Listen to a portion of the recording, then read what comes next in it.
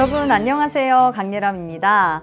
6월 학평의 총평은 다 듣고 왔죠? 선생님은 바로 문제풀이 진행해 보도록 할게요. 자, 그럼 1번부터 한번 풀어보도록 하죠.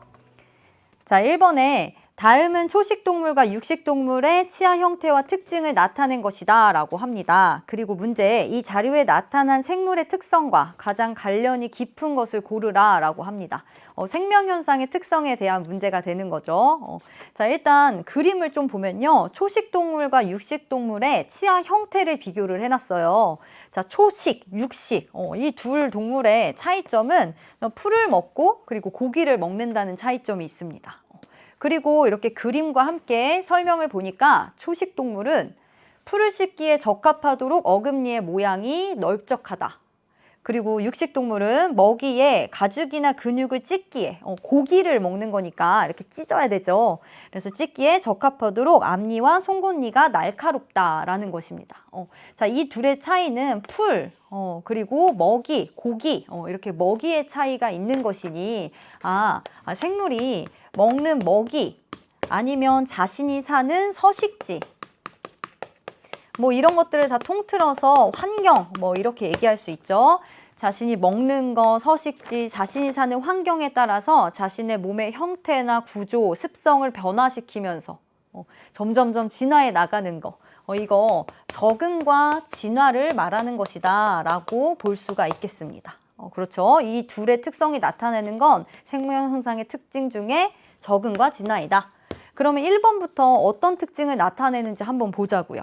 자, 1번에 아메바는 이분법으로 증식한다 라고 합니다. 얘들아, 증식에 동그라미 쳐보세요. 증식한다, 분열한다, 이런 것들 다 모두 다 생식에 관련된 것입니다. 자, 우리 아메바는 단세포 진핵생물이죠. 단세포 진핵생물이라서 우리처럼 유성생식을 하지는 않아요. 정자를 만들고 난자를 만들고 그러지는 않지만 이런 아메바가 이렇게 가운데로 이렇게 쪼개져서 이분법으로 2개가 된다는 거죠. 또 나눠지면 4개가 되고요. 증식한다, 분열한다, 곧 나아가서 무성생식한다 라고 볼 수가 있습니다.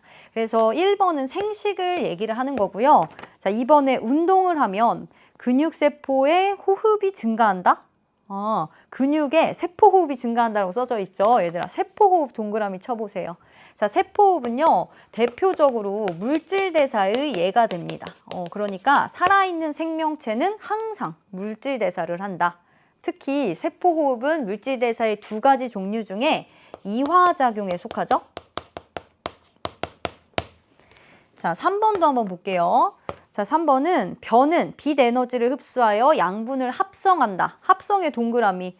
벼가 어떤 영양분을 합성한다. 단백질을 합성한다. 그리고 포도당을 합성한다. 광 합성한다. 합성한다가 나와도 똑같이 이제 물질대사의 예다라고 볼 수가 있어요. 특히 이화작용은 분해하는 것이라면 이제 이런 합성하는 것은 동화작용의 예이다라고 볼 수가 있습니다. 자, 4번 볼까요? 자, 4번은 뜨거운 물체에 손이 닿으면 빠르게 손을 뗀다.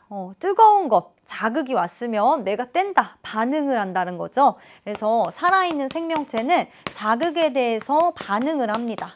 자극에 대해서 반응한다라는 예고요. 자, 5번. 자, 5번은 사막여우는 북극여우보다 귀가 크고 몸집이 작다. 자, 이 여우 그림 여러분 알고 있나요? 선생님 많이 그리는데 사막여우는 더운 곳에 사니까요. 말단부, 귀 같은 거 이렇게 커야 돼요. 왜? 열 발산을 잘해야 되잖아요. 뜨거운 데 사니까 열 발산 잘하도록 적응한 것이고요. 북극여우는 몸집이 크고 이런 말단부가 작습니다. 사막여우, 북극여우. 자, 둘 다 여우인데 왜 몸의 형태가 이렇게 다르죠? 그렇죠. 자신이 사는 환경에 적응하고 진화한 결과가 되는 것이죠. 그래서 5번이 적응, 진화의 예이다라고 볼 수가 있어요. 그러니까 답은 이제 5번이다. 쉽게 갈 수가 있겠죠. 자, 그러면 넘어가서 2번 한번 넘어가 볼게요. 자, 2번은 다음은 생명과학에 대한 학생 A씨의 이야기네요. 자, 이 중에 제시한 의견이 옳은 학생을 고르라 라고 했습니다. 그럼 하나하나 좀 읽어볼게요. 자, A 보니까요. 생명과학의 연구 대상에 분자 수준은 포함되지 않아 라고 합니다. 우리가 배우는 것들 중에요. 포도당도 분자거든요. 포도당. 그리고 뭐 DNA나 RNA 같은 핵산 이런 것들에 대해서도 배우잖아요. 그쵸? 그러니까 분자 수준까지도 배웁니다. A 틀렸죠. 자, B 볼게요. 생명과학의 연구 성과는 삶과 환경을 개선하고 인류 복지 향상에 기여해. 이거 딱 생명과학을 말하는 건데요. 생명과학의 특징 맞죠? 맞아요. 연구 성과가 인류 복지 향상에 기여를 한다. 선생님 동그라미 3개나 쳤어요. 이거 맞는 이야기다. 자, 학생 C 볼게요. 학생 C는 생명과학은 다른 학문 분야인 화학 분야와는 연계가 되지만 물리학 분야와는 연계되지 않아 라고 이야기를 하네요. 맞는 이야기일까요? 아니죠. 물리학 분야랑도 연계가 되고 이 화학, 물리학, 뭐 지구과학 이런 과학 분야 말고도 다른 분야와도 긴밀하게 다들 연계가 되어 있는 게 바로 뭐 학문의 특성이죠. 생명과학뿐만 아니라. 그렇죠? 그러니까 학생 C는 이거는 틀린 이야기를 하고 있다. 그러니까 제시한 의견이 옳은 학생만 고른 것은 이제 B다라고 볼 수가 있겠습니다. 2번이 답이 되는 거죠. 자, 또 넘어가도록 하겠습니다. 그럼 이번엔 3번 볼게요. 자, 3번은 물질대사 과정의 일부를 나타낸 것이다 라고 합니다. 물질대사구나. 그러면 동화작용, 이화작용 떠올려야 합니다. 동화작용, 이화작용 그 중에 하나인 거예요. 자, 잘 보니까 이 중에 기억, 니은, 디귿은 ATP, O2, CO2 중에 하나이다. 그럼 길을 한번 쭉 찾아가 보죠. 자, 여기 녹말이에요. 자, 녹말이 포도당이 되고요. 이 포도당이 조직세포에 들어가요. 이때 기억도 함께 들어가서 이런 물질이 나오고 있네요. 물과 니은이 나옵니다. 그리고 그 과정에서 에너지도 나오고 있고요. 이 에너지가 ADP와 무기인산을 뭐 다른 형태로 바꿔준다. 자, 이제 답을 조금씩 찾아가 볼게요. 자, 일단 녹말이 포도당이 되는 이 과정, 우리 몸에서 일어나죠. 소화 과정이라고 볼 수 있겠네요. 자, A를 뭐 소화 과정이라고 하면, 자, 이 포도당이 조직세포에 가서 이런 물과 어떤 니은으로 분해되는 이 과정, 이 전체 과정을 이제 얘는 세포호흡에 관련된 것이다 라고 볼 수가 있습니다. 자, 세포호흡, 물질대사 중에 이화작용의 예가 되는 것이죠. 자, 아무튼 녹말, 고분자가 포도당, 저분자가 됐어요. 이화작용이라고 볼 수 있어요. 근데 여기서 포도당이 물과 얘는 작은 이제 이산화탄소로 이렇게 분해가 되는 거죠. 자, 이렇게 분해된 걸로 보면 얘가 고분자, 얘가 저분자로 상대적인 걸로 말을 할 수가 있죠. 그래서 여기 포도당이 이제 고분자가 된다면 이 물과 이산화탄소가 이제 저분자가 됩니다. 자, 큰 물질이 작은 물질로 분해되는 과정. 이 과정에서는 산소가 관여를 하죠. 산소가 들어가면서 포도당을 분해해 주는 거예요. 자, 이때 이 포도당은 에너지를 많이 가지고 있는 물질입니다. 그래서 이렇게 쓸게요. 뭐 에너지를 많이 가진다. 자, 이 포도당이 분해되면 이 포도당이 가지고 있던 에너지가 방출돼요. 여기 방출됐죠. 이 방출된 에너지는 이 세포 안에 있는 ADP와 무기인산이 ATP로 합성되는 데 쓰이는 것입니다. 그래서 세포호흡을 얘기하면 뭐 여기 영양소를 분해하여 결국에는 ATP를 합성하는 과정, 이게 바로 세포호흡이 되는 것이죠. 자, 거의 다 이제 빈칸에 쓴 것 같아요. 자, 그러면 요거 가지고 기억부터 한번 볼게요. 자, 기억에 A는 동화작용이다 라고 했는데요. 우리 세포호흡 그리고 소화 둘 다 이화작용의 예가 됩니다. 그러니까 기억 틀렸고요. 자, 니은에 기억은 O2 그리고 니은은 CO2가 된다. 요거 맞는 거죠. 자, 디귿에 포도당에서 방출된 에너지는 모두 디귿에 저장된다 라고 합니다. 그러면 좀 볼게요. 자, 포도당의 에너지가 한 100 정도라고 하면요. 이 100이 ATP에 저장되는 수치는 약 한 40 정도가 저장이 됩니다. 선생님, 그럼 포도당이 분해돼서 나오는 100의 에너지 중에 40만 ATP에 저장되면 나머지 60은 어떻게 돼요? 60은 열 에너지 형태로 방출되는 거죠. 그래서 이화작용이 일어날 때 열 에너지가 또 방출되는 이 세포호흡에 대해서 알고 있었어야 풀 수 있는 거죠. 자, 이 수치까지. 자, 그러면 여기 있는 에너지가 모두 다 ATP에 저장되는 게 아니라 40% 정도만 저장이 된다. 디귿 틀렸다라고 볼 수 있죠. 그래서 니은만 맞았다. 자, 4번으로 한번 넘어가 보죠. 자, 4번은 생명현상을 두 가지 방법으로 탐구한 결과가 됩니다. 가와 나는 각각 연역적 탐구 방법과 귀납적 탐구 방법 중 하나이다 라고 합니다. 귀납적, 연역적의 특징을 기억하면서 하나하나 구분을 해볼게요. 자, 가에서 다윈 나왔네요. 자, 다윈은 비그로를 타고 세계 여러 곳을 항해하면서 동식물을 채집하고 관찰한 결과를 정리하여 생물은 진화한다라는 결론을 내렸습니다. 같이 동그라미 쳐볼까요? 자, 이런 동식물을 채집하여 관찰을 해서 결과를 정리했다. 이렇게 다 모아놓고 이렇게 보니까, 이렇게 정리를 하니까 뭔가 공통점 뭐 이런 게 보이는 거죠. 그래서 그것을 분석하여 생물은 진화한다라는 결론을 내렸다. 자, 이 과정을 좀 단순화 시켜보면 이렇게 볼 수 있어요. 일단 관찰을 하여 종합 분석한 걸 토대로 결론을 내렸죠. 자, 이 과정에서 뭔가 실험을 했나요? 가설을 설정했나요? 아무것도 하지 않았어요. 자, 이 과정은 귀납적으로 탐구한 것이다 라고 볼 수 있죠. 귀납적 탐구 방법 이렇게 보죠. 돌아갈 귀, 납득하다, 돌아서 납득하다. 관찰해서 이렇구나 라고 결론을 낸 것입니다. 자, 귀납적 탐구 방법의 예로 이런 다윈의 생물은 진화한다. 진화설에 대한 이야기가 많이 나옵니다. 자, 나 한번 볼게요. 자, 레디는 고기 주위에 파리가 모여든 후 구더기가 생긴 것을 보고 구더기는 파리로부터 생길 것이다 라는 생각을 했어요. 일단 보고 했으니까 관찰을 했고요. 그럴 것이다 라고 생각도 했어요.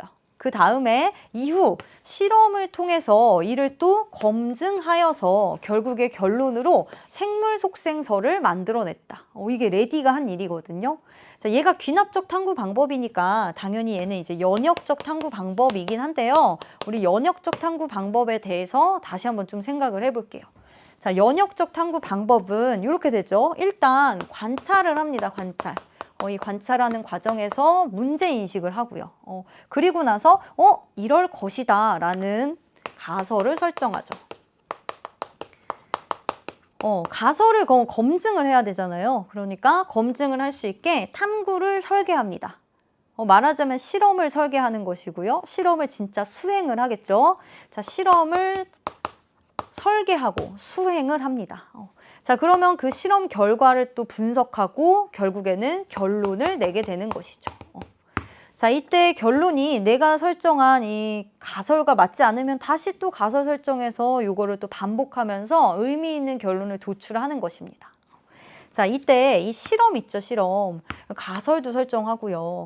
자, 이 실험은 나 혼자서 실험 성공했다 이렇게 하고 좋아하면 안 돼요. 누구에게나 이 실험을 소개해도 타당하고 합리적이다라고 믿을 수 있어야 하는 그런 실험이어야 합니다. 그런 실험이 되려면 당연히 우리 배웠던 대조 실험을 진행을 해야 되는 거죠. 대조 실험, 비교하는 실험. 자, 그럼 레디가 한 실험을 다시 한번 돌아가 볼게요. 자, 이거는 알고 있으면 좋은 거니까 좀 듣고 가자고요.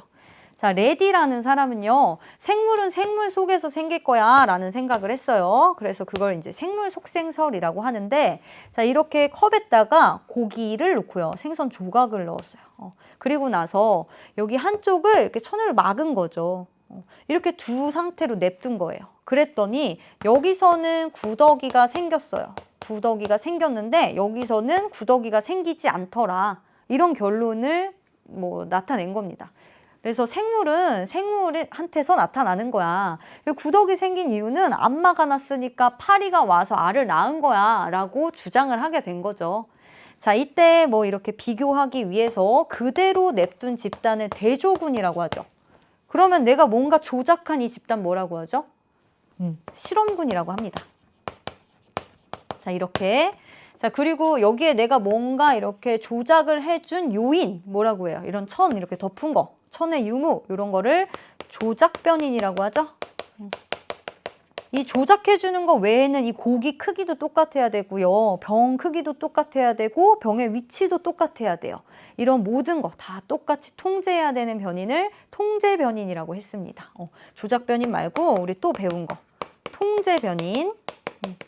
그래서 나온 구더기가 생겼다 안 생겼다라는 이런 결과는 종속 변인이라고 이야기를 했죠. 자, 조작 변인, 통제 변인, 종속 변인 됐죠? 대조군, 실험군. 자, 이런 모든 내용이 다 대조 실험이에요. 대조 실험.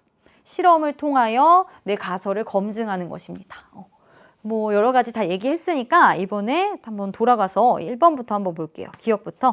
자, 기억은 가설 설정 단계이다 라고 했는데요. 기억은 고기 주위에 파리가 모여든 후에 구더기가 생긴 것을 보았다 라고 했어요. 그러니까 관찰한 거죠. 가설 설정 아닙니다. 자, 니은에 나이는 대조 실험을 해야 된다. 누구나 다 믿을 수 있게 타당성을 입증하기 위해 대조 실험을 합니다. 자, 디귿에 관찰 결과를 종합하고 분석하여 결론을 이끌어내는 연구 방법은 귀납적 탐구 방법이며 지금 여기서는 가이다라고 볼 수 있죠. 기억, 니은, 디귿 중에 니은, 디귿만 맞았다. 4번이 답이죠. 다음 넘어갈게요. 5번. 자, 5번은 효모를 이용한 실험이 되겠습니다. 자, 이것도 이제 물질 대사에 관련된 것인데, 요 실험은 아주 자주 나오는 실험이기도 하고요. 여러분 수행평가로도 또 자주 하는 실험이거든요. 그러니까 확실하게 개념 딱 알고 가면 앞으로가 편합니다. 자, 한번 볼게요. 자, 실험 과정에 3개의 발효관 A, B, C에 표와 같이 용액을 넣고 맹간부, 맹간부는 이렇게 막혀있는 이 부분을 맹간부라고 해요. 이 맹간부에 공기가 들어가지 않도록 발효관을 세운 후에 입구를 솜으로 막았습니다. 이렇게 솜으로 막는 이유는 산소가 통하지 않게 하려고. 여기 이제 산소가 안 통하는 거예요. 자, 그리고 솜으로 막는다. 포도당 용액의 농도는 여기 X랑 Y 중에 Y가 더 높다라고 합니다. 아, 포도당 용액. 이것도 조금 힌트 같으니까 동그라미 치세요. 용액의 농도. Y가 X보다 높다. 이거예요. 자, 그리고 나서 이렇게 처리를 하고 실험 결과를 보니까 맹간부에 어떤 기체가 모였어요. 이 기체가 많이 모인 것은 기억, 그리고 니은, 디귿은 아예 기체가 모이지 않은 거네요. 시간이 지나도 빵, 계속 빵 이런 상태예요. 자, 그러면 우리가 알고 있는 걸 녹여봅시다. 그럼 여기서는 이제 효모에서 일어난 일을 이야기하는 거예요. 효모에서. 자, 효모에서. 그러니까 여기 안에 어떤 용액하고 그리고 효모를 이렇게 넣어준 거잖아요. 그러니까 효모가 이 안에서 용액하고 뭔가 물질 대사를 하는 것입니다. 세포호흡을 하겠죠. 자, 세포호흡을 하긴 하는데 산소가 통하지 않기 때문에 이제 무산소 호흡을 할 거예요. 효모의 무산소 호흡을 알코올 발효라고 합니다. 알코올 발효. 자, 이 알코올 발효가 일어납니다. 알코올 발효. 자, 알코올 발효의 시기나 아니면 더 복잡한 그런 자세한 것은 행원에서 나오지는 않고요. 이 정도만 알고 있으면 될 것 같아요. 자, 포도당을 가지고 여기서 에너지를 얻어야 하니까 포도당을 분해합니다. 자, 포도당을 분해하면 그 결과 이산화탄소가 발생되고요. 원래 이 포도당을 완전 분해하면 이산화탄소와 물로 완전 분해돼야 되는데 지금 산소가 관여하지 않았기 때문에 완전히 분해하지는 못해요. 이산화탄소 나오고 그리고 부산산물로 이제 에탄올이 나오게 됩니다. 에탄올이 나와요. 자, 이때 이 이산화탄소는 기체이기 때문에 우리 눈으로 보이는 거예요. 어떻게 보이냐면 맹간부에 모여요. 그래서 조금 시간이 지나면 여기에 효모가 포도당을 가지고 알코올 발효를 하기 때문에 이 맹간부의 기체가 모여서 이 맹간부의 수면의 높이가 점점점 낮아지게 되는 결과가 나타납니다. 됐죠? 그래서 이 포도당이 많으면 많을수록 당연히 알코올 발효가 더 많이 일어나서 이산화탄소가 많이 모이게 되는 거겠죠. 자, 이제 실험으로 돌아가 보죠. 자, A는 포도당 용액에 증류수를 넣었어요. 알코올 발효 일어나요? 안 일어나겠죠. 자, A는 말하자면 이제 비교를 위한 대조군이 될 것 같아요.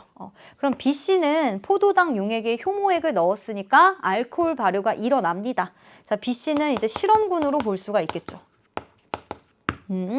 자, 이때 포도당육의 X랑 Y 중에 Y가 포도당의 농도가 더 높다고 했으니 당연히 이 C에서 이산화탄소 발생량이 더 높을 거예요.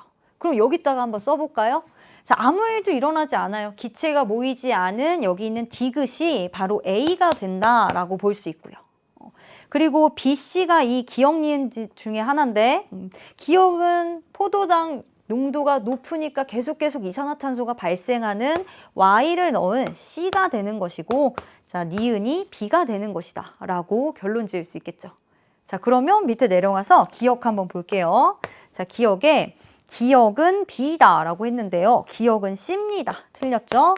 자, 니은에 효모에는 포도당을 분해하는 효소가 들어있다. 물질 대사하는 효소가 들어있는 거예요. 이런 물질 대사에는 무조건 효소가 관여하죠. 자, 디귿, T에서 발효관 속 포도당 용액의 농도는 A가 B보다 높다라고 했습니다. T는요, 이 시점이에요. 이 시점에서 발효관 속의 포도당 농도는 A에서는 알코올 발효가 일어나지 않았으니 당연히 그대로 남아있겠죠. B보다는 A가 더 높을 것입니다. 그러니까 디귿도 맞다라고 가서 니은 디귿 4번이 답이다 이렇게 볼 수 있어요. 자, 그러면 다음 6번으로 넘어가 볼게요. 자, 6번은 여러분들 보기에 쉬웠을 것 같아요. 근데 이 중에서도 좀 모르면 아예 못 푸는 문제가 이제 디귿에 있었죠. 6번 대사성 질환에 대한 뭔가 교양 같은 그런 문제였습니다. 읽어볼게요. 자, 대사성 질환은 오랜 기간 영양 과잉이나 기억의 부족 등으로 에너지의 불균형이 지속되는 경우 나타난다. 그렇구나. 그리고 대사성 질환의 종류는 비만, 고지혈증, 우리가 또 아는 거 뭐 있죠? 또 뭐 있죠? 고지혈증 말고 고혈압, 또 당뇨병, 이런 것들도 다 대사성 질환에 해당됩니다. 자, 그리고 규칙적으로 운동을 하며 몸의 근육이 발달하고 기초대사량이 높아져 대사성 질환을 예방할 수 있다라고 합니다. 이렇게 한번 쭉 읽어봤으니까 기억부터 한번 볼게요. 자, 기억에 운동은 기억에 해당될 수 있다라고 합니다. 그러면 여기에 운동 이렇게 써볼까요? 운동. 대사성 질환은 운동 부족이나 아니면 영양이 과잉되거나 하면 그러면 나타날 수 있다. 운동 들어갈 수 있겠네요. 자, 니은에 고혈압, 당뇨병은 니은에 해당될 수 있다. 맞아요. 비만, 고혈압, 당뇨병, 고지혈증 이런 것들 다 교과서에 나와 있는 우리가 배운 대사성 질환에 해당됩니다. 자, 니은도 맞고요. 자, 디귿 볼게요.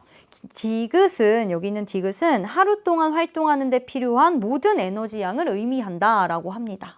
지금 기초대사량이라고 나왔는데요. 우리 이거는 좀 상식적으로 좀 알고 갑시다. 기초대사량이 무엇인지.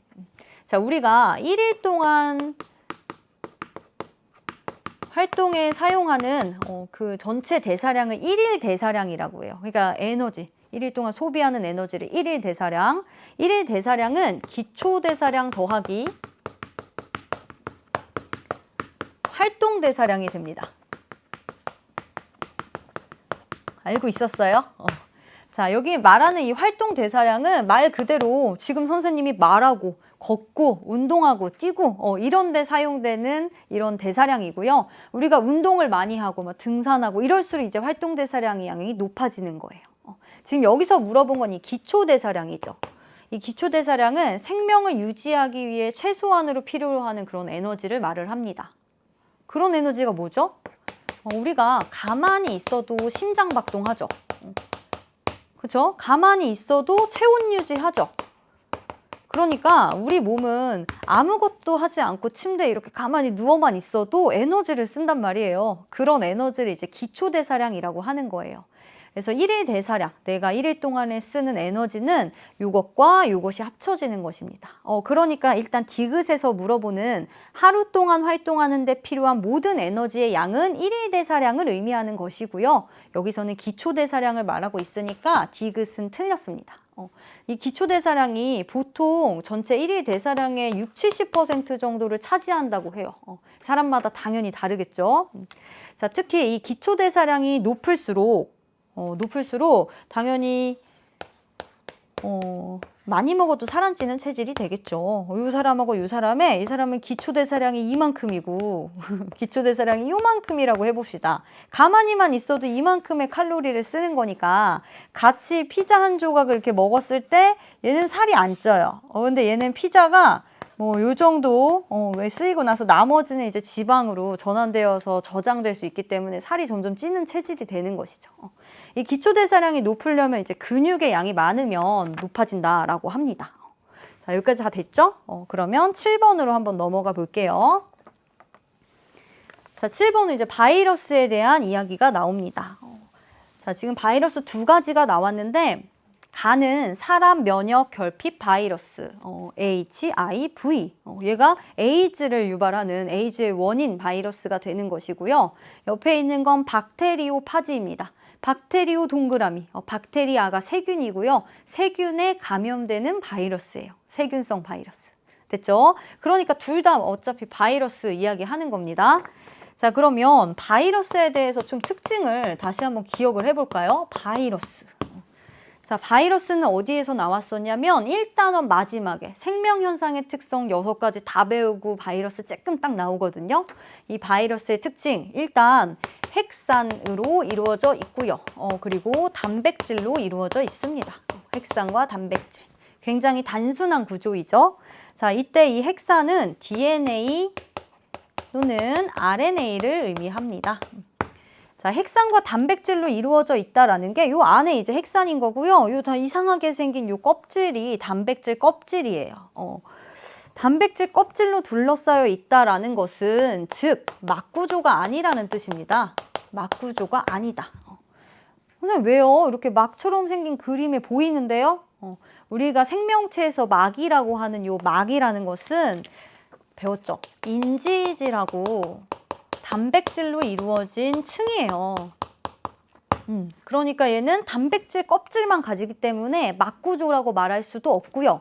더 나아가서 세포구조이다 라고 말할 수도 없는 거예요. 막구조도 아니고 세포구조도 아니다. 자, 됐죠? 이 바이러스의 특징, 또 하나의 특징은 일단 기생을 한다는 거. 활물 기생한다는 거, 그리고 독립해서도 존재한다는 거. 자, 기생했을 때와 독립했을 때의 특징이 조금씩 달라요.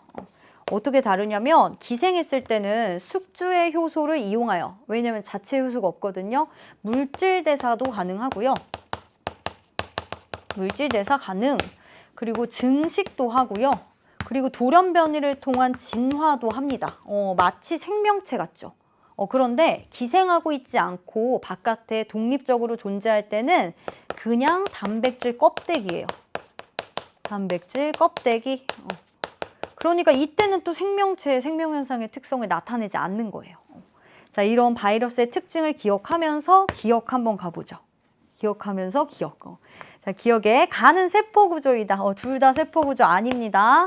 자, 니은에 나는 독립적으로 물질 대사할 수 있다. 둘 다 바이러스거든요. 독립적으로 물질 대사 둘 다 할 수 없습니다.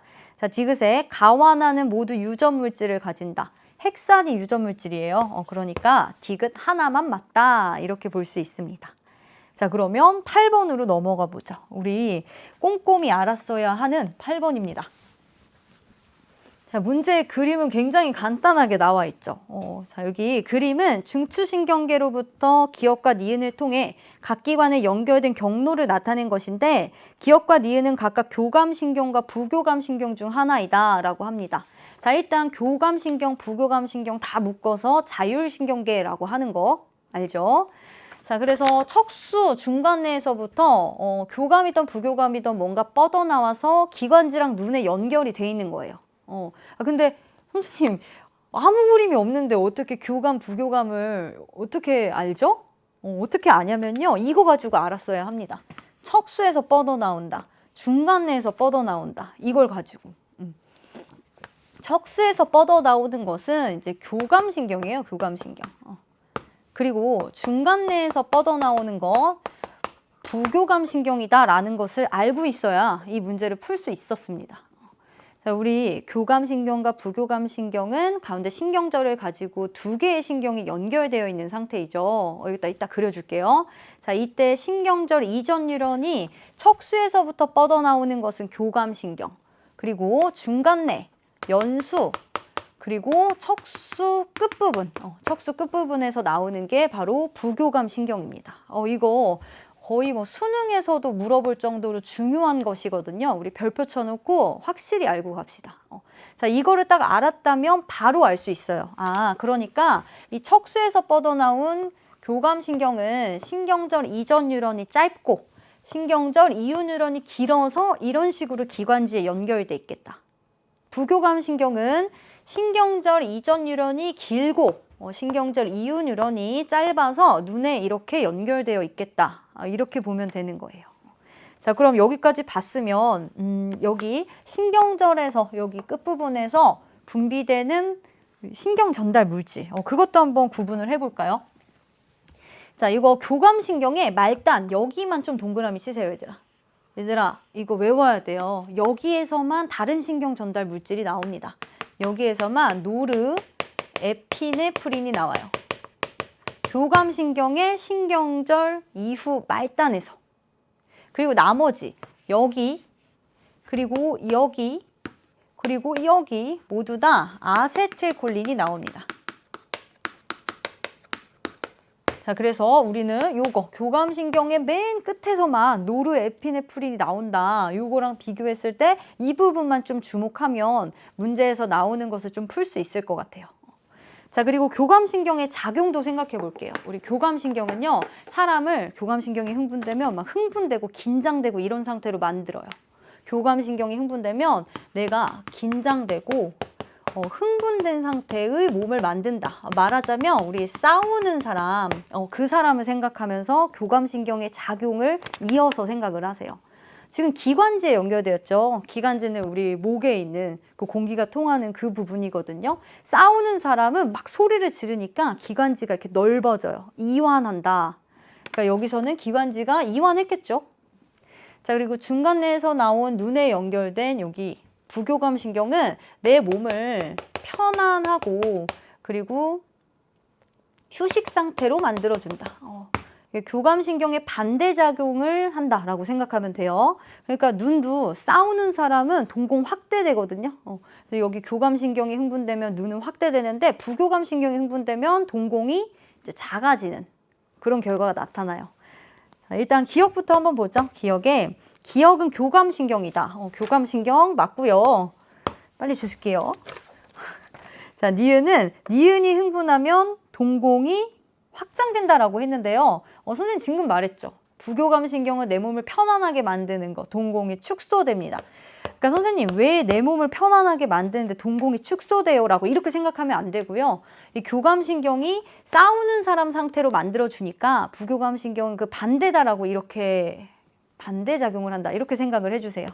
자, 디귿에 기억과 니은의 신경절 이전 뉴런의 축삭돌기 말단에서 분비되는 신경 전달 물질은 서로 다르다. 여기로 보면 돼요. 신경절 이전 말단 여기죠. 그리고 신경절 이전 뉴런의 말단 여기 말하는 겁니다. 자, 둘 다 아세틸콜린이 분비가 됩니다. 그러니까 다르다가 아니라 같다라고 해야 되는 거죠. 답은 1번이 되겠습니다. 자, 아주 세세한 것까지 물어보는 문제였어요. 특히 선생님이 말했던 이제 교감과 부교감 신경이 어디에서부터 뻗어나오는지 저것만 알면 아주 쉽게 풀 수 있는 문제인데 이 부분을 고등학교 2학년 때까지는 많이 집중을 안 하는 것 같아요. 선생님 생각에는. 그러니까 우리 별표 쳐놓고 확실히 기억하고 갑시다. 자, 이번에는 9번 한번 보겠습니다. 자, 9번에 다음은 골격근에 대한 자료이다. 골격근 이야기가 나왔고요. 한번 쭉 읽어볼게요. 자, 그림 가는 골격근의 구조를 나타낸 거, 나는 원섬유마디를 나타낸 것이다. X는 좌우 대칭이다. 우리 뒤에서 그림 볼게요. 자, A와 B는 각각 근육 원섬유와 근육 섬유 중 하나이고 기억은 액틴 필라멘트만 있는 부분, 니은은 마이오신 필라멘트만 있는 부분이다. 자, T1과 T2는 각각 골격근 수축 과정의 두 시점 중 하나이다. 그러니까 말하자면 뭐 얘가 수축했을 때라면 얘는 이완했을 때 이런 식으로 좀 두 시점이라는 거고요. 기억의 길이에 대한 힌트를 줬습니다. 지금 여기다 좀 써보자면 T1과 T2가 어떤 게 수축하고 이완한 건지는 모르겠는데 구간의 기억과 니은의 길이를 볼 때 T1일 때 기억의 길이가 T2일 때보다 0.4 마이크로미터예요. 0.4 마이크로미터 길다라고 해놨죠. 그러니까 T2일 때가 기억이라면 T1일 때는 기억 더하기 0.4 마이크로미터이다. 그리고 T1일 때 니은의 길이는 1 마이크로미터이다. T1일 때 니은의 길이가 1 마이크로미터이구나. 자, 이렇게 정보를 줬어요. 자, 그럼 그림을 한번 볼까요? 자, 그림 보면 일단 A와 B부터 결정을 하면요. 자, A는 지금 이렇게 동글동글한 이런 거 보이죠? 이게 바로 근육 섬유의 핵이거든요. 우리 근섬유는 하나의 거대 다핵의 단세포예요. 그러니까 핵이 많이 있어요. 그러니까 근육 역할을 잘하기 위해서 여러 세포들이 합쳐졌기 때문에 다핵의 거대 단세포라고 합니다. 그래서 이 A가 근육 섬유가 되는 것이고요. 이 근육 섬유는 당연히 근육 원섬유가 모여서 되는 거죠. B가 근육 원섬유가 되는 것입니다. 자, 근육 원섬유의 이 원이 근원이란 뜻이에요. 그러니까 근육 섬유는 근육 근 원섬유가 모여서 근육 섬유가 되는 것이다. 근원이다라는 겁니다. 자, A, B 다 결정됐어요. 자, 그럼 기억하고 니은을 요걸 한번 봅시다. 자, 여기 지선과 지선 사이에 이 X는 근육 원섬유 마디가 되는 거죠. 마디예요. 자, 이 마디 그리고 기억은 액틴 필라멘트만 있는 부분 그리고 여기 두꺼운 마이오신 필라멘트가 있는 부분을 우리 요 부분을 A대라고 하잖아요. 그쵸? 그리고 이 A대 중에서도 마이오신 필라멘트만 있는 요 부분을 H대라고 합니다. 그러니까 니은은 H대를 말하는 거구나. 아마 여기까지는 여러분들이 왔을 거예요. 그 다음에 어떻게 푸냐. 자, 이 다음에 어떻게 푸는지는 우리 근육 배웠던 거 기억을 하면서 이 근육이 어떻게 수축하고 이완하는지 생각 한번 해보고 풀어볼게요. 보세요. 자, 이 근육이 수축 이완하는 것은 이 두꺼운 마이오신 필라멘트와 액틴 필라멘트가 길이가 짧아지는 게 아니에요. 그쵸? 얘네들이 겹치는 부분이 많아지고 다시 나오고 많아지고 나오고 하면서 수축하고 이완하고 수축하고 이완하는 거죠. 겹치는 부분이 많아지고 없어지고 많아지고 없어지고 요거예요. 됐죠? 자, 그러면 여기서 지금 길이에 대한 걸 줬으니까 선생님이 좀 힌트를 줄게요. 우리 이 부분을 수축한 그림이라고 한번 해봅시다. 수축한 그림. 자, 수축한 그림이라고 하면 이완했을 때는 요 선, 지선이 요쪽으로 이렇게 조금 더 이동할 거예요. 자, 이렇게 이동할 거예요. 그러니까 이완을 하면 이 기억의 부분이 이동한 만큼 길어지겠다라는 걸 알 수 있죠.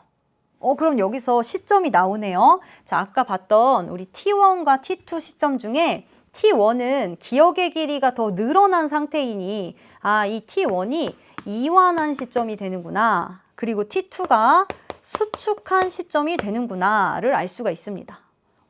그런데 얼마만큼 늘어났대요?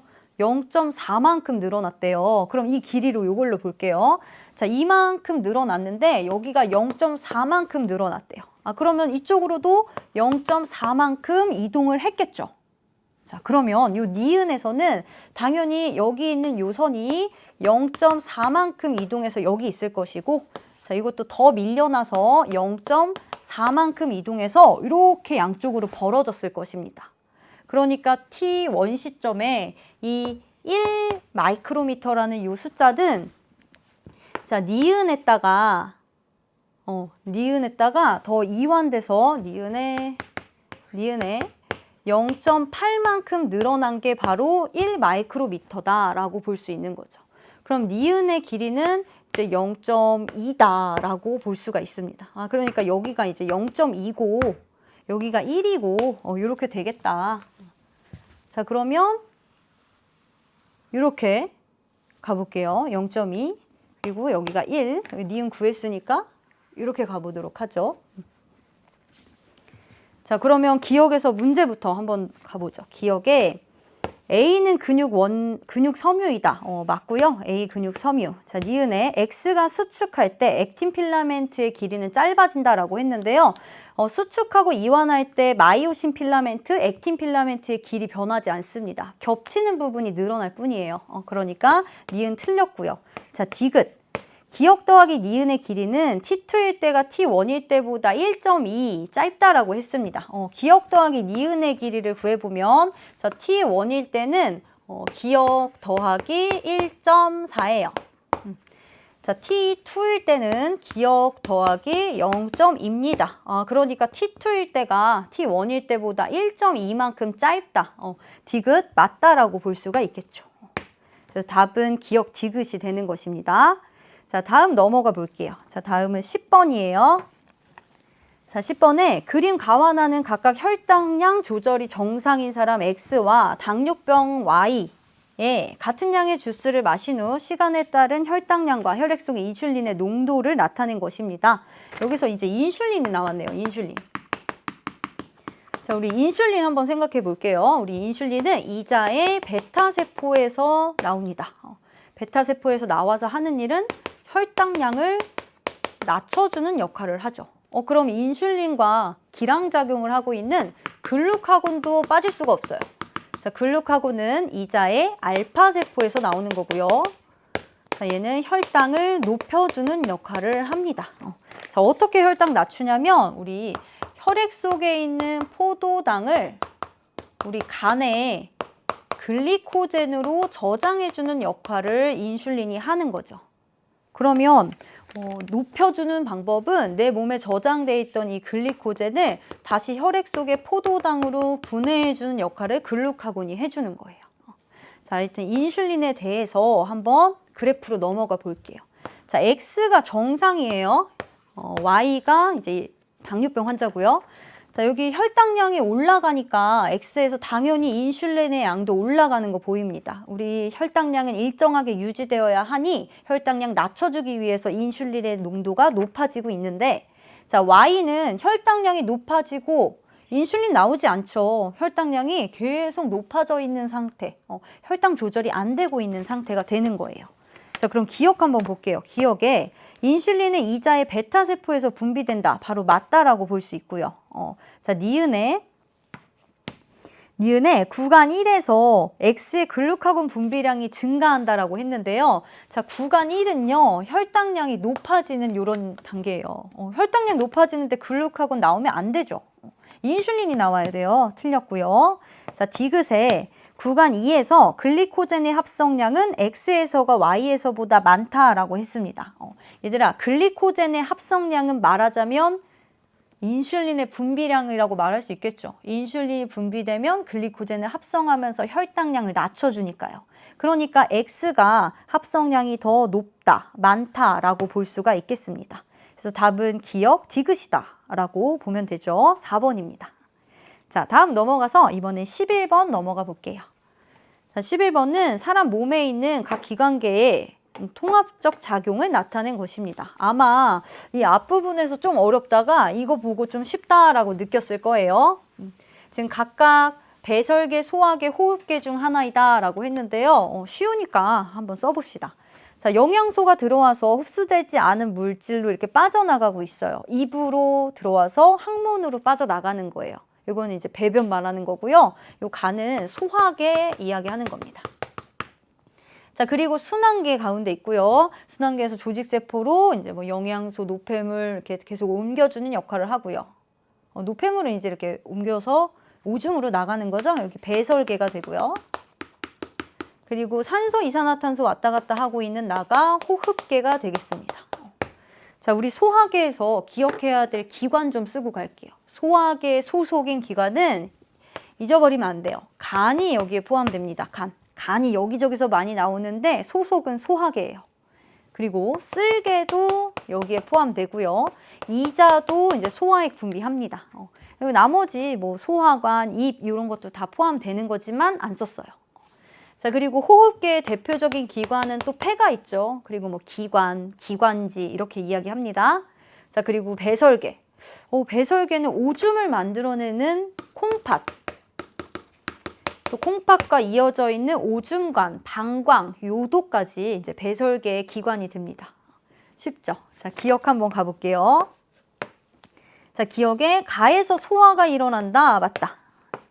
자, 니은에 나에서 물질 대사가 일어난다. 나는 호흡계예요. 아마 친구들 이렇게 생각했을 수 있어요.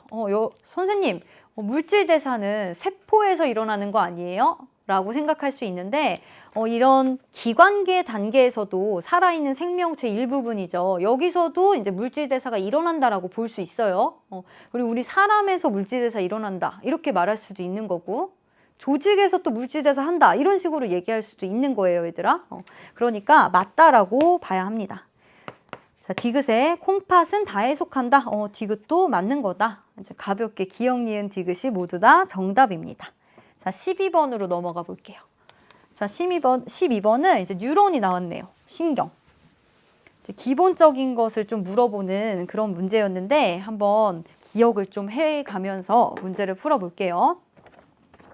자, 그림은 시냅스로 연결된 가다를 나타낸 것입니다. 가다, 각각 감각뉴런, 연합뉴런, 운동뉴런이다. 이거는 생긴 거 보고 조금 알아야 돼요. 자, 지금 가는 신경세포체가 이렇게 쑥 가운데 있는 거 보이죠? 얘는 지금 감각뉴런입니다. 감각뉴런. 자, 그리고 다가 이렇게 들어갔다가 나오는 이제 운동뉴런이 됩니다. 감각뉴런과 운동뉴런을 연결해주고 있는 가운데 있는 나가 연합뉴런이 되는 거예요.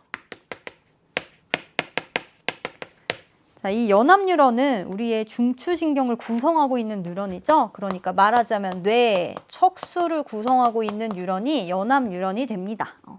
그리고 여기 감각뉴런의 이쪽 부분에는 이제 감각기가 있는 거죠. 그래서 이쪽이 가지돌기 부분, 여기가 축삭돌기 부분, 그래서 자극의 전달은 이런 방향으로 이동을 합니다. 그래서 우리 몸에서 보면 손끝, 발끝에서부터 중추신경, 뇌, 척수 있는 데까지 안으로 들어오는 방향이죠. 그래서 이 감각뉴런을 구심성 뉴런이라고도 하죠. 자, 운동뉴런은 이쪽에서 자극을 받아서 축삭돌기 쪽으로 이렇게 방향이 되고요. 얘는 원심성 뉴런이라고 합니다. 원심성 뉴런. 그리고 이 부분에는 이제 반응기가 있는 거죠. 근육 같은 거. 됐어요.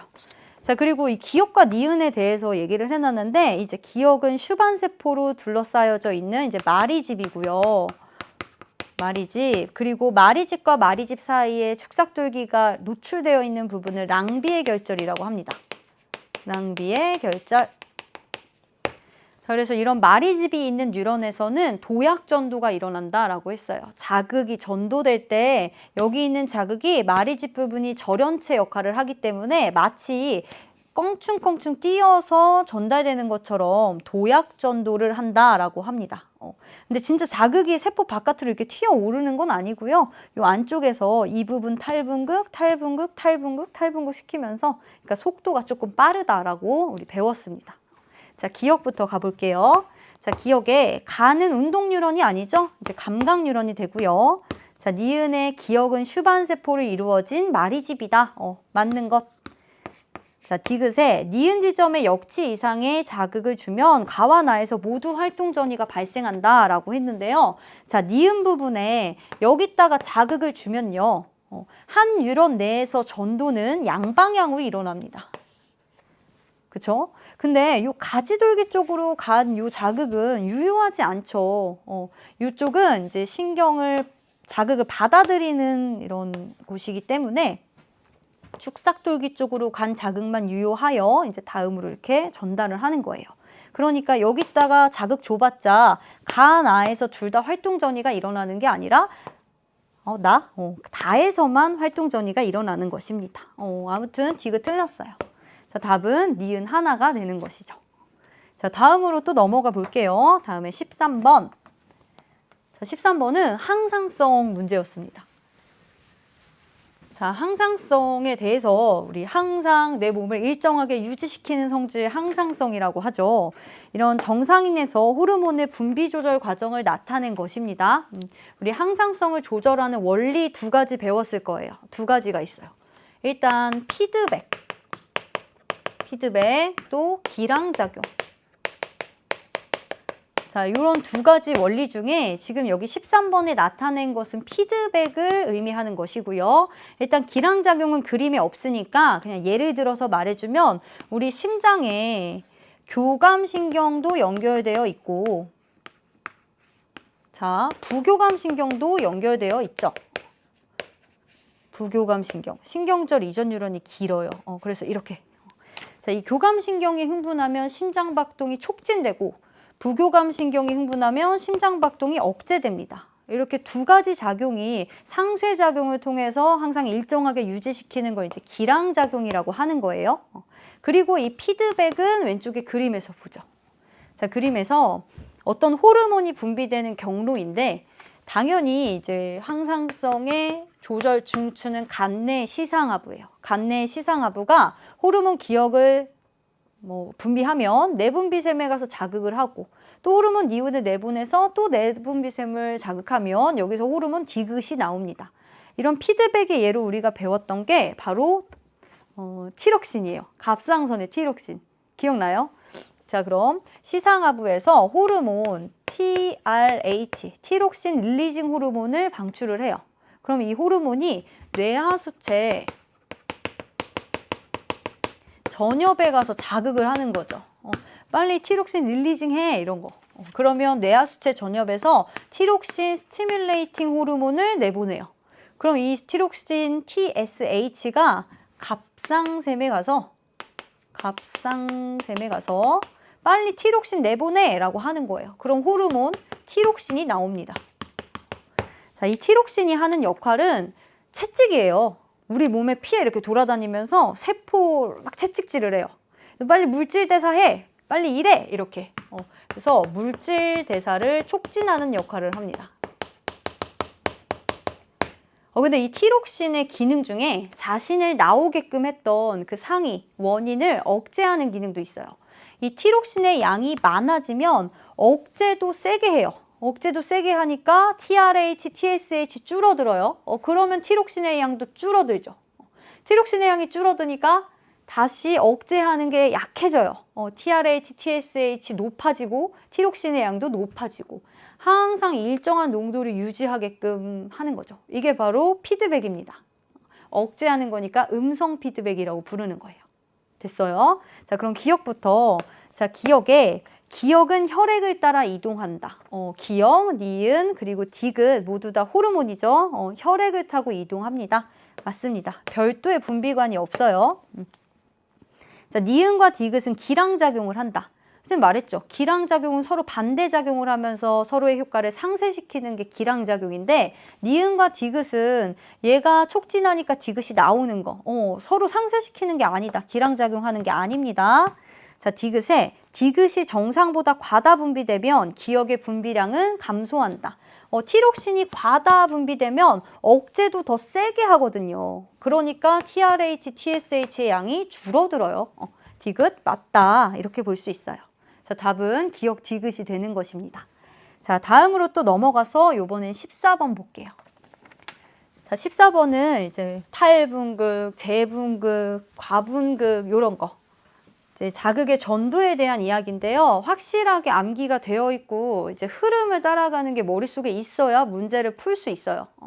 자, 그러면 문제부터. 간은 뉴런에 자극을 주었을 때 막전이 변화를, 그래서 평소에는 계속 마이너스 70의 막전이를 가지고 있다가 자극이 오면 막전이가 30까지 올라가죠. 플러스 30까지. 이때를 이제 활동전이라고 하고요. 그냥 쉬고 있을 때 평소 상태의 이 전이 마이너스 70을 휴지전이라고 하죠. 자, 활동전이까지 올라갔다가 다시 내려와서 평상시 상태를 유지합니다. 자, 이때 이렇게 올라가는 이 원 부분을 이제 탈분극 시기다라고 보고요. 요 2를 재분극 시기다라고 보고요. 그리고 요때 평소 상태를 분극 상태다라고 합니다. 자, 이때의 이제 막의 통로 변화를 좀 볼게요. 자, 지금 보니까 나트륨이 못 들어가죠? 못 들어가요. 아니, 지금 얘는 나트륨 통로구나. 칼륨이 이걸 통해서 나가고 있네요. 자, 얘는 칼륨 통로구나. 이렇게 볼 수 있어요. 아, 지금 나트륨 통로가 닫혀 있고 칼륨 통로가 열려 있는 상태구나. 우리 공부를 좀 한 친구는 바로 이게 재분극 상태라는 것을 알아야 합니다. 알았을 거예요. 자, 그리고 여기엔 나와 있지 않지만 하나 더 통로가 있어요. 여기에 통로가 아니라 펌프죠. 자, 여기에 나트륨 칼륨 펌프가 있습니다. 자, 나트륨 칼륨 펌프는 항상 작동을 해요. 항상 어떻게 작동하냐면, 자, 세포 바깥으로 나트륨을 3개씩 펌프질하고 있고요. 세포 안쪽으로 조금 더 길게 칼륨을 2개씩 펌프질하고 있는 게 나트륨 칼륨 펌프예요. 자, 특징 ATP를 사용한다. 그리고 이 나트륨 칼륨 펌프 때문에 세포 밖에는 항상 나트륨 이온이 많고, 그리고 세포 안에는 칼륨 이온이 많다. 칼륨 이온이 많기 때문에 칼륨 통로가 열리면 여기가 많고 여기가 적어요. 확산을 통해서 칼륨이 바깥으로 나가는 겁니다. 자, 이걸 다시 여기에 녹여볼게요. 자, 여기에 녹여서, 자, 자극이 오면 나트륨 통로가 열려요. 나트륨 통로가 열리면 나트륨이 세포 안으로 유입됩니다. 평상시에 나트륨이 세포 바깥에 많기 때문에 통로 열리면 들어오는 거예요. 그러면서 양이온의 유입으로 세포 안쪽의 막전이가 점점 플러스 상태로 올라가는 거고요. 자, 시간이 조금 지나면 칼륨 통로가 열리면서 칼륨이 막 바깥쪽으로 유출됩니다. 또 양이온이 막 바깥으로 많이 나가니까 다시 안쪽이 플러스였던 게 마이너스 상태로. 이건 상대적인 거죠. 상대적으로 마이너스로 내려와서 이런 막전이를 나타내는 것입니다.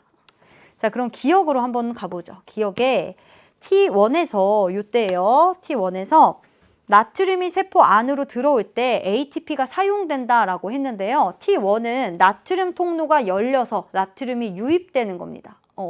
그러니까 평상시에 나트륨이 세포 바깥에 많으니까 나트륨 통로가 열리면 밖에서 안으로 확산되는 거예요. 확산될 때는 ATP 사용되지 않습니다. 그래서 기억은 틀렸고요. 자, 니은의 구간 1에서 칼륨의 농도는 세포 안이 세포 밖보다 높다라고 했는데요. 자, 지금 구간 2에서 이때를 물어봤어요. 아니네요. 구간 1에서 물어봤네요. 자, 구간 1에서 이때를 물어봤어요. 구간 1이던 2던 뭐든 상관없어요. 그냥 항상 칼륨은 세포 안쪽이 더 높습니다. 왜? 나트륨 칼륨 펌프 때문에 얘가 계속 여기서 펌프질하면서 칼륨 안으로 가지고 오거든요. 그러니까 세포 안이 칼륨 농도가 더 높다라고 봐야 돼요. 자, 디귿에 구간 2에서 나와 같은 이온의 이동이 일어난다. 나와 같은 이온의 이동은 이제 재분극 시기에 일어나는 겁니다. 재분극 시기에 칼륨 통로가 열려서 칼륨이 바깥으로 유출된다. 이때도 확산되는 거니까 ATP는 사용되지 않아요. 자, 아무튼 나에서 일어나는 거 맞다. 답은 니은 디귿이 되는 것입니다. 자, 다음으로 또 넘어가서 이번에 15번 가볼게요. 자, 15번에 그림 가는 신경 A씨의 P 지점에 역치 이상의 자극을 동시에 1회 주고 일정 시간이 지난 후 T일 때 Q 지점에서 특정한 막전이를 나타낸 것이다. 나는 이 ABC에서 활동 전이가 발생하였을 때 막전이 변화이다. 자, 일단 여기서 자극을 줬대요. 저기 P에서 자극을 주고 Q에서 이제 측정을 한 겁니다. 지금 A, B, C의 다른 점을 좀 살펴보니, 자, A는 지금 마리집이 있어요. 마리집 뉴런이죠. 마리집이 있으면 흥분의 전도 속도가 빠르다. 도약 전도가 일어난다라고 했어요. 그리고 B는 마리집이 없으니까 민마리집 뉴런이라고 하면 돼요. 그리고 C는 방향이 뒤바뀌었어요. 그러니까 지금 흥분의 자극의 이동 방향이 이렇게 가는 거예요. 그러니까 이 P에다가 자극을 줘도 요 한 뉴런 내에서는 양쪽으로 전도가 일어나지만 이렇게 거꾸로 전달은 일어나지 않는다는 거죠.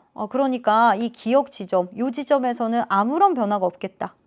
여기다 자극을 줘봤자 여기서는 뭔가 활동 전이가 일어나지 않겠다. 이렇게 보면 돼요. 자, 그리고 A를 보니까 여기에 지금 막전이가 나타났어요. 마이너스 80이래요. 그렇다는 것은 이 Q 지점의 변화가 이 막전이 그래프에서 자극을 받고 탈분극이 돼서 플러스 30이 됐다가 쭉 내려와서 과분극 지점, 여기 자, 이 지점 마이너스 80 지점까지 왔구나. 아, 벌써 이 산을 다 넘어서 지금 요 상태구나 라고 볼 수 있어요. 아, 지금 여기가 A가 이 상태라는 거예요.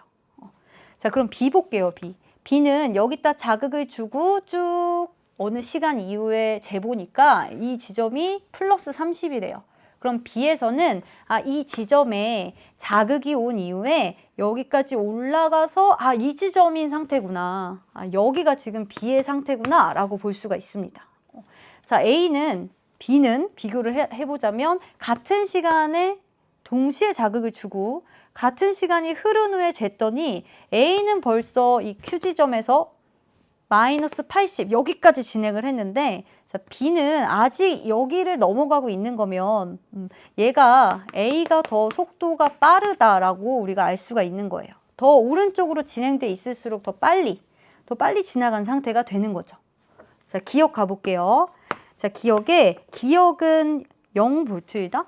0mV? 기억? 여기가 0이다 라고 생각할 수가 있는데 얘들아, 우리 평소 상태의 휴지전이는 마이너스 70이에요. 그러니까 항상 아무 일도 없으면 마이너스 70의 휴지전이를 유지하고 있겠죠. 0은 아니에요.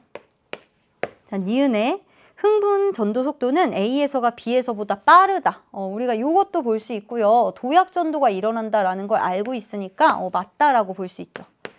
자, 디귿의 T 이후에 B의 Q 지점에서 나트륨 통로가 열리기 시작한다. 지금 B는 여기거든요. 지금 여기가 탈분극 되는 거, 그리고 그 다음은 재분극 되는 거. 자, 그러니까 나트륨 통로는 닫히고 여기 이렇게 가면 칼륨 통로가 열리는 재분극이 와야 하니 디귿은 틀렸다라고 봐야 됩니다. 그래서 답은 니은 하나다. 1번이 답이 되겠네요. 자, 다음으로 또 넘어가 볼게요. 이번에는 16번입니다. 자, 그림은 사람의 뇌 구조를 나타낸 것입니다. 표는 자극에 대한 반응의 예를 나타낸 것이고요. 그리고 A, B, C, D가 어느 지점인지는 당연히 외웠어야 하는 것입니다. 하나씩 써볼게요. 자, 지금 A는 여기 윗부분이죠? 대뇌. 자, 대뇌가 되고요. 대뇌 아래, 바로 아래는 B는 간뇌가 되는 것이죠. 자, 그리고 C는 중간뇌. 그리고 D는 이제 연수가 됩니다. 손에 어디 있어요? 이게 손해죠? 손해. 그리고 우리 중추신경계에 또 있는 여기가 척수, 연수 밑으로 이제 척수가 이렇게 연결되어 있는 거죠. 그리고 어떤 친구들은 배웠을 겁니다. 여기 튀어나와 있는 부분 이제 뇌교라고 해요. 자, 그리고 각각의 특징 정도는 우리가 외우고 있어야 하는데 여기 기억부터 먼저 보고. 자, 손을 얼음물에 넣으면 차갑다고 느낀다. 이거는 감각이잖아요. 감각. 그쵸? 감각을 포함하여 운동, 아니면 추리, 기억, 상상, 언어. 그러니까 모든 정신활동의 중추는 어디예요? 그렇죠. 대뇌가 되는 것입니다. 대뇌. 여기가 정신활동의 중추죠. 그러니까 기억은 대뇌랑 관련된 이야기를 하는 거예요. 그리고 간뇌 한번 생각해 볼게요. 우리 간뇌는 여기를 이렇게 쭉 나눠가지고 이 윗부분이 시상, 이 아랫부분은 시상하부라고 했습니다. 그리고 간뇌 하면 이제부터 딱 이 글자만 기억을 하세요. 항상성. 항상성의 중추가 바로 간뇌예요. 진짜 많이 나와요. 이건 꼭 외워줘야 돼요. 항상성의 중추는 간뇌이다. 그리고 여기 있는 중간뇌, 이거는 선생님 개념 강의할 때도 많이 말하는데 여기 눈 뒤 부분이 중간뇌라고 생각을 하세요. 완전히 그게 맞는 건 아니지만 눈 뒤 부분이 중간뇌다. 그래서 중간뇌는 이제 안구 운동에 관여를 합니다.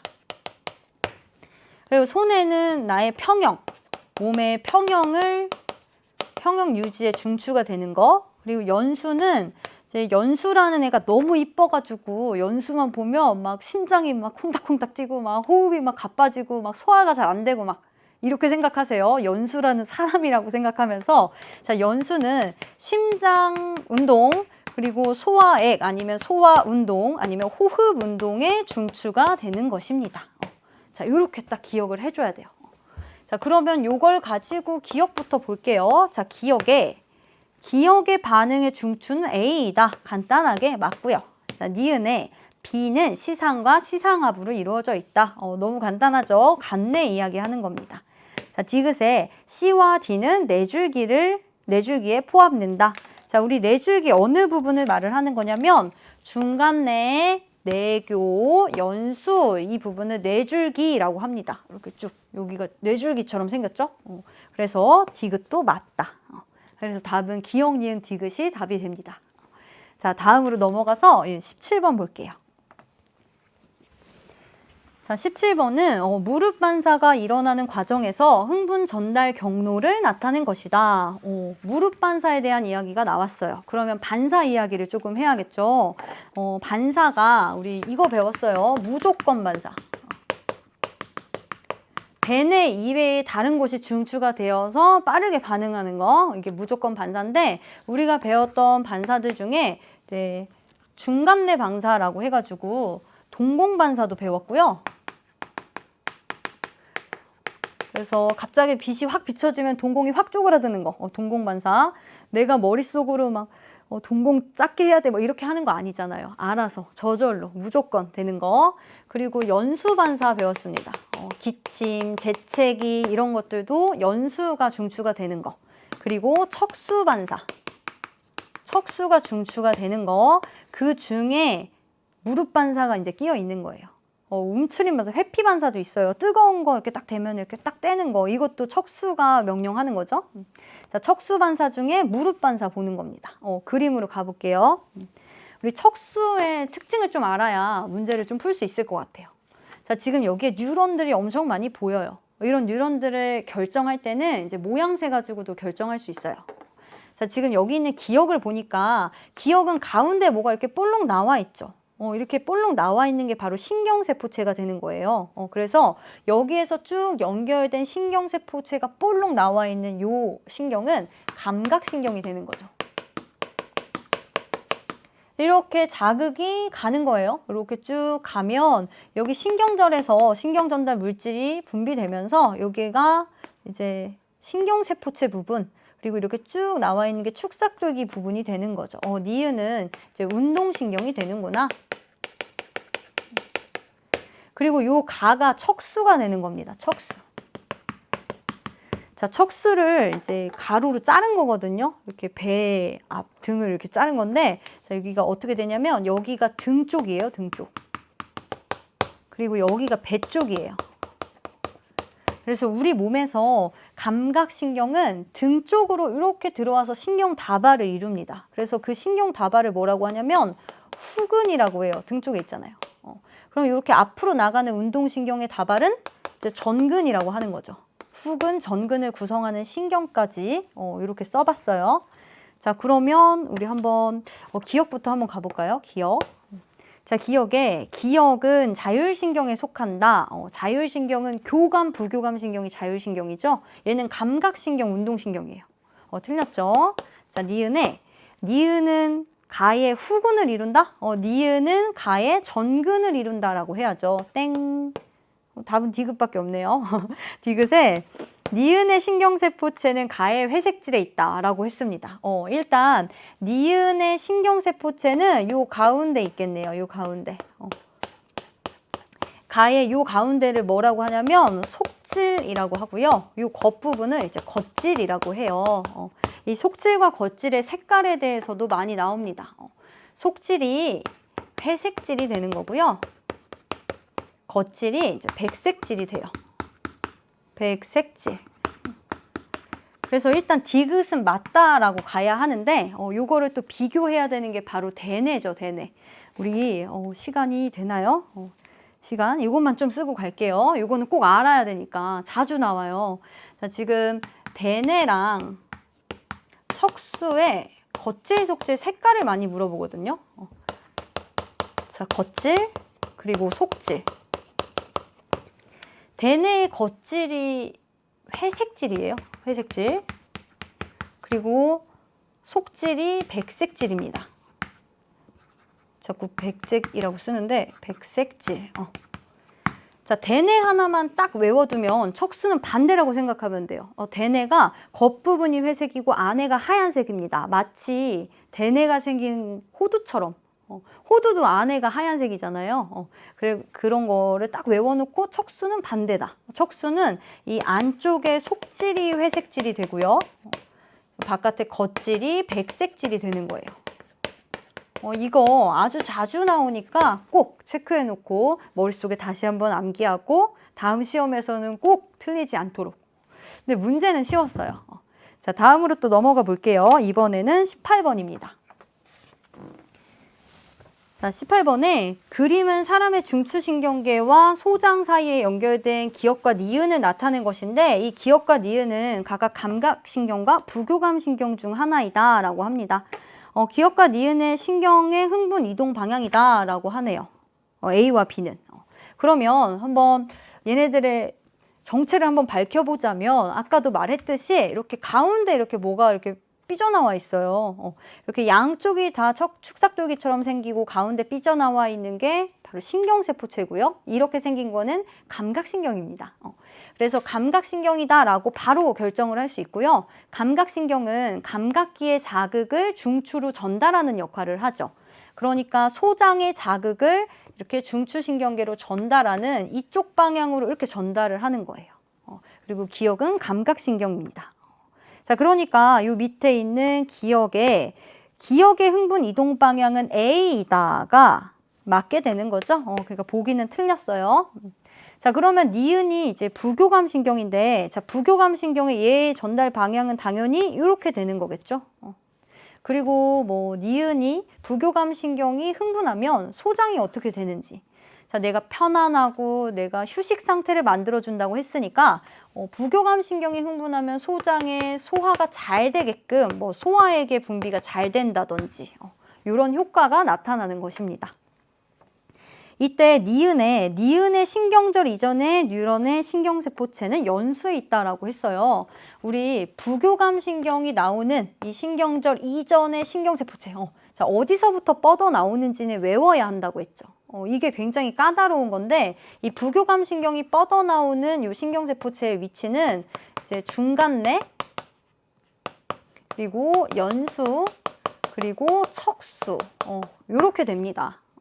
중간내 연수 척수에서 뻗어나와요. 그리고 특히 이렇게 소장에 연결된 이 부교감신경은 이제 연수에 연결이 되어 있어요. 왜요, 선생님? 어떻게 딱 알아요? 선생님 말했죠. 이 연수가 관여하고 있는, 연수가 중추가 되고 있는 것은 심장박동, 소화액 분비, 아니면 호흡운동 이런 것과 연관이 돼 있잖아요. 그러니까 소화니까 연수에서부터 뻗어나온 부교감신경이 소장에 연결돼 있는 거예요. 그리고 뭐 척수 끝에서 뻗어나온 것은 또 방광에 연결돼 있고요. 지금 부교감신경 이야기하는 거예요. 굉장히 까다롭죠. 우리 교과서 딱 펼쳐놓고 교감신경과 부교감신경이 딱 나와 있는 그 그림을 보면 그 끝부분에 이 신경세포체가 어디서부터 뻗어나오는지 딱 나와 있습니다. 이번 기회에 한번 보고 지나가세요. 자, 그러면 니은의 신경절 이전 뉴런의 신경세포체는 연수에 있다 맞다가 되는 겁니다. 자, 디귿에 니은의 신경절 이후 뉴런이 흥분하면 소장에서 소화액 분비가 촉진된다라고 했는데 소화액 분비 촉진됩니다. 내 몸을 이거 부교감신경이죠. 뭐 휴식 그리고 편안한 상태를 만들어 주는 것입니다. 자, 이것과 비교하여 교감신경은 어디서 나와요?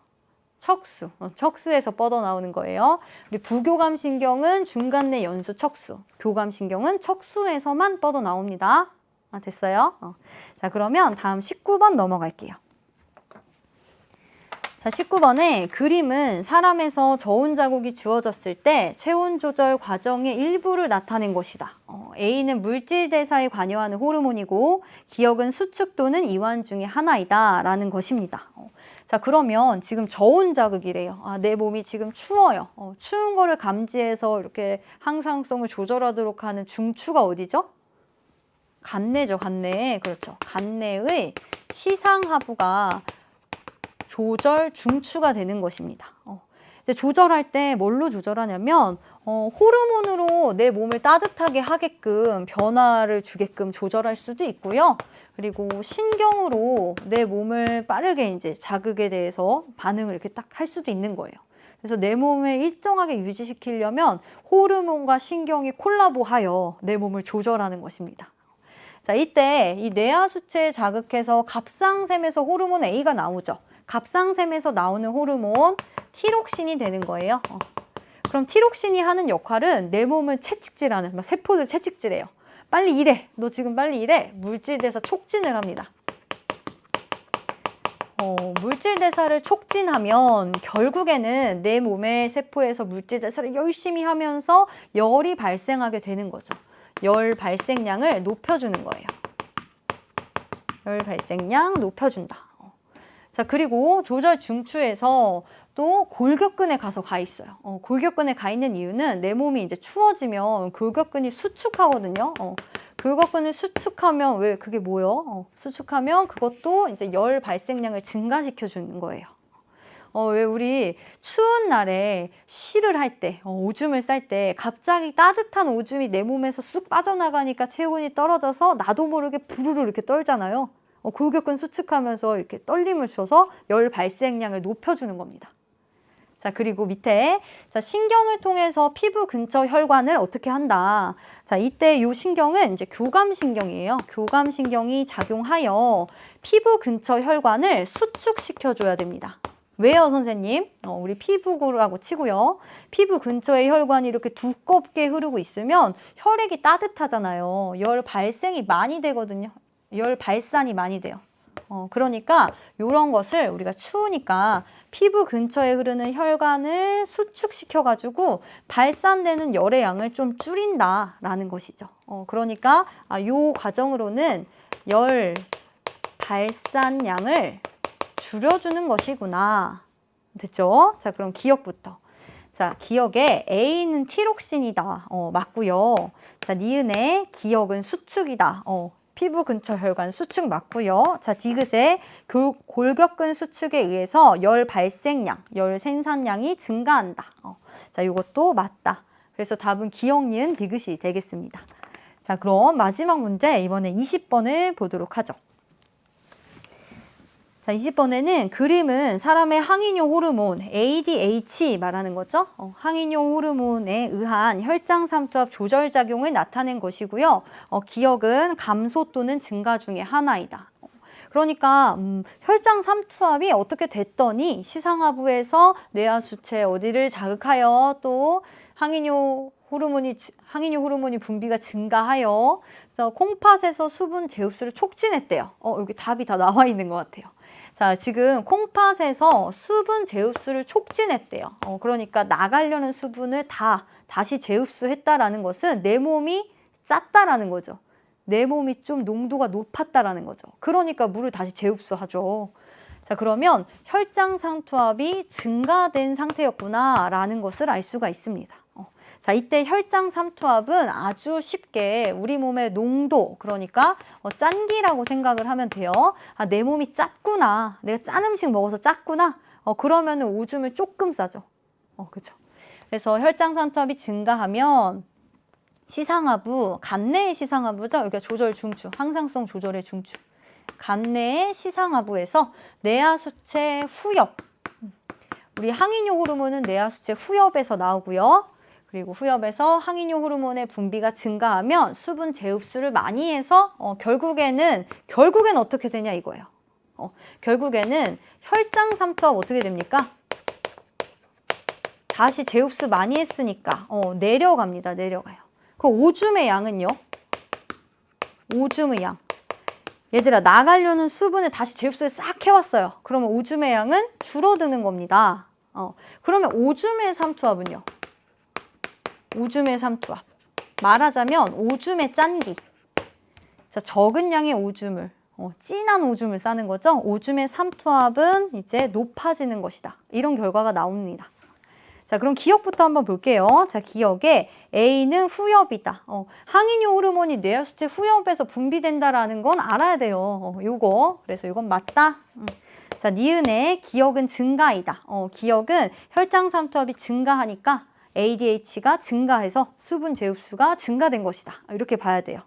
자, 디귿에 항이뇨 호르몬의 분비량이 증가하면 오줌 생성량이 증가한다. 얘가 증가하면 오줌의 생성량, 오줌의 양은 감소한다. 그러니까 틀렸다. 답은 기억 니은이 되겠습니다. 자, 이렇게 20문제 한번 다 풀어봤는데요. 혹시나 오늘 선생님하고 같이 공부하면서 내가 놓쳤던 아니면 몰랐던 그런 개념이 있다면 이번 기회로 알고 다음에 안 틀리면 되는 겁니다. 공부 잘 했으면 좋겠고요. 조금 더 뭔가가 필요하다면 개념완성 생명과학에서 선생님을 만나면 되겠습니다. 오늘 너무너무 고생했어요. 여러분, 다음에 봐요. 안녕.